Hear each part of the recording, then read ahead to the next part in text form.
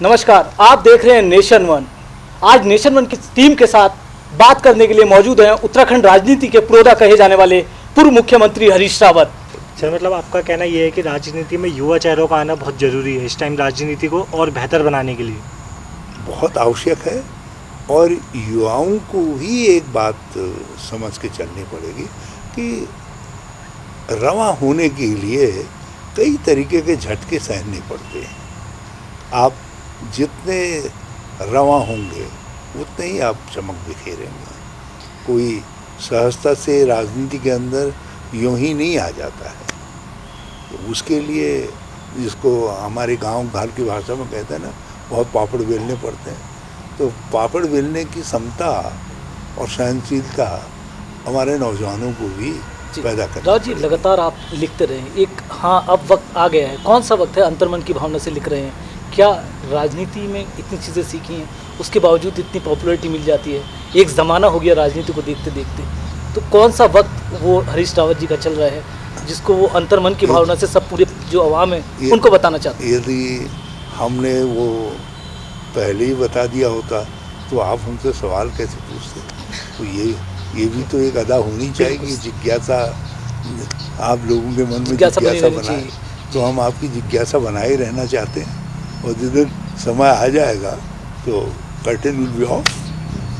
Sir, एक बहुत बड़ा सवाल उत्तराखंड सरकार को लेकर है। सर, गाइडलाइंस पूरे कोरोना एक ऐसी वैश्विक महामारी है जो लगातार काफ़ी समय से चल रही।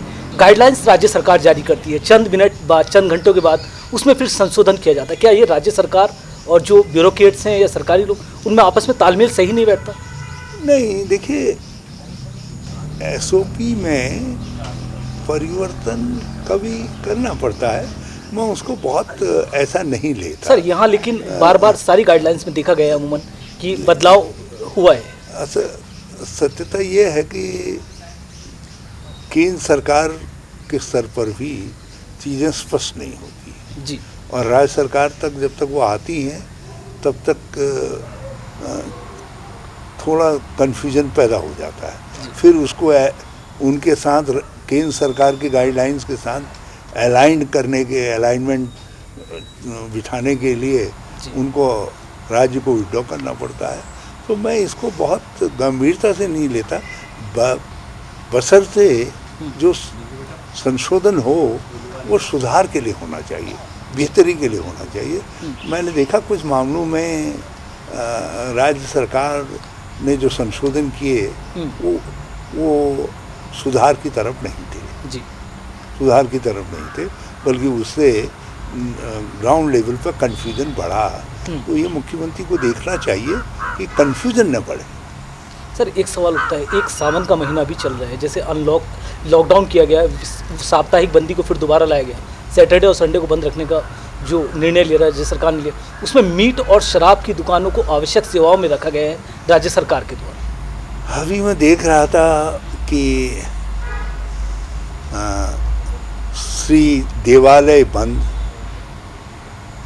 श्री न्यायालय बंद, श्री वाचनालय बंद, विद्यालय बंद, शरणालय बंद, भोजनालय बंद, सब बंद, केवल जो है मदिरालय खुला हुआ है। तो ये बताता है कि हम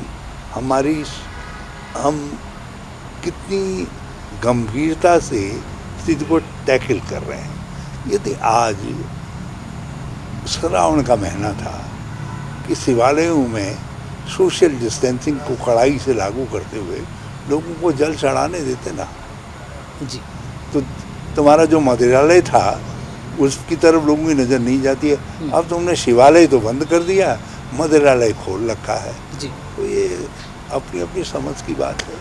कांग्रेस और भाजपा में यही अंतर है। सर, भाजपा देव और दानवों में अंतर नहीं कर पाती है, क्योंकि वो अभी तक खुद ही तय नहीं कर पाए हैं कि वो देवताओं में या दानवों में।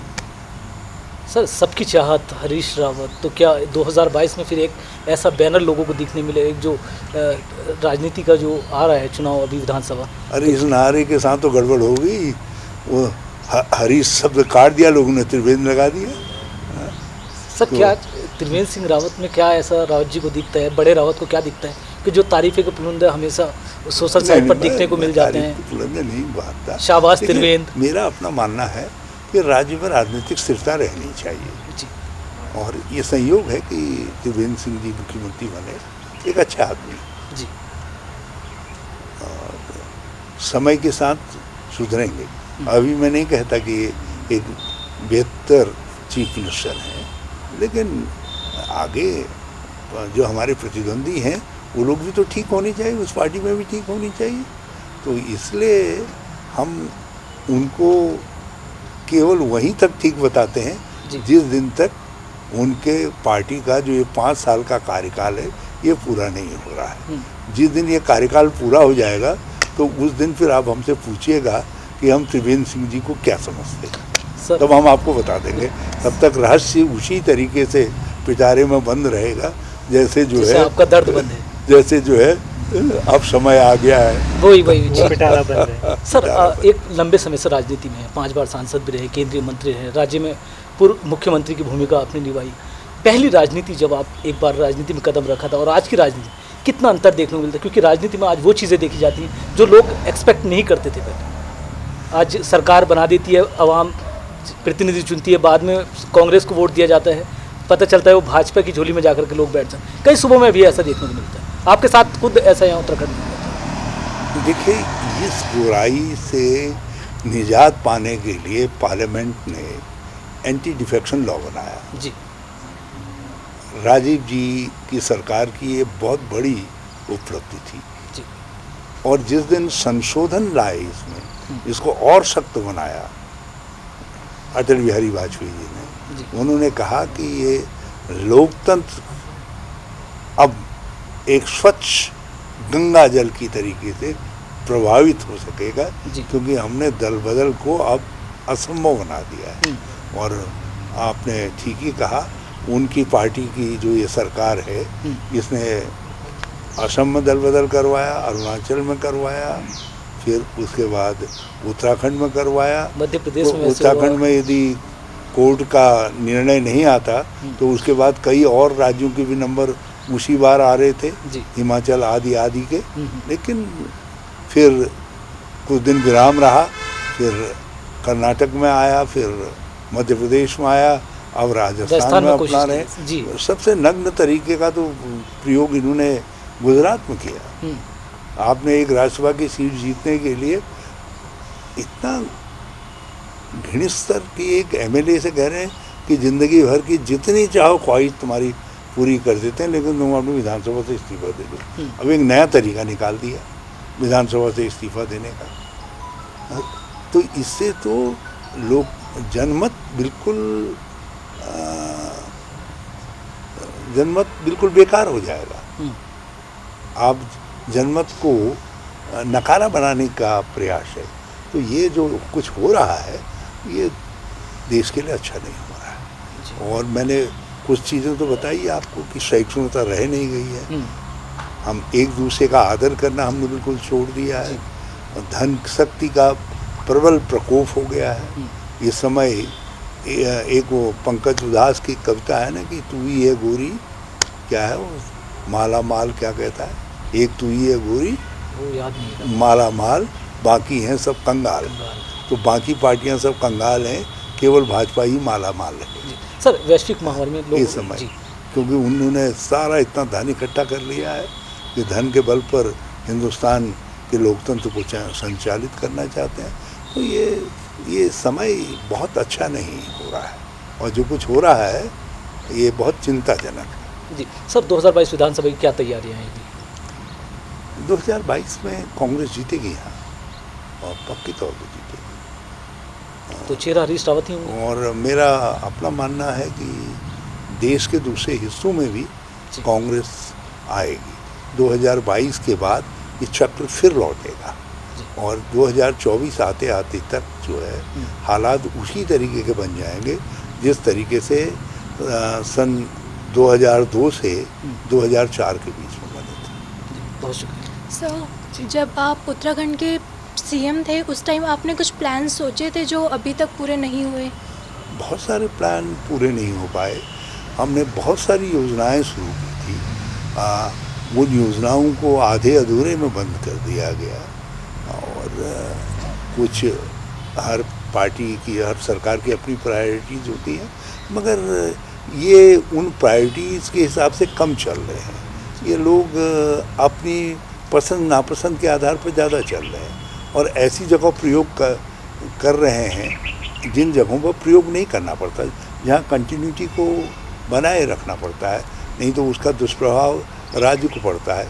इसीलिए उत्तराखंड के अंदर बहुत तेरा विकास मेरा विकास की स्थिति बन रही है, जबकि विकास सबका होता है।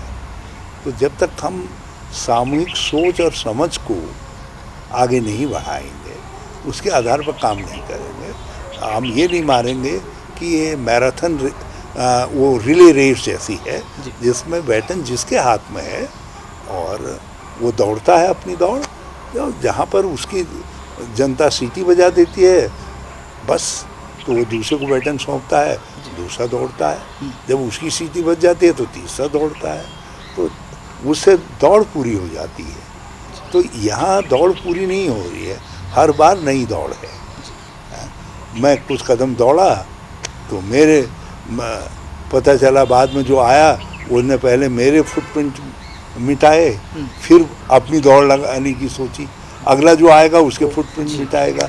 तो यहाँ वन कम रहे मिट ज़्यादा रहे, उत्तराखंड में ये हो रहा है, ये दुर्भाग्यजनक। चलिए माना जा सकता है कि मैं बहुत 2022 इसके खिलाफ कहता भी रहता हूँ, मैंने आवाज़ें भी उठाई हैं, लेकिन देखो ये तो समझ की बात है।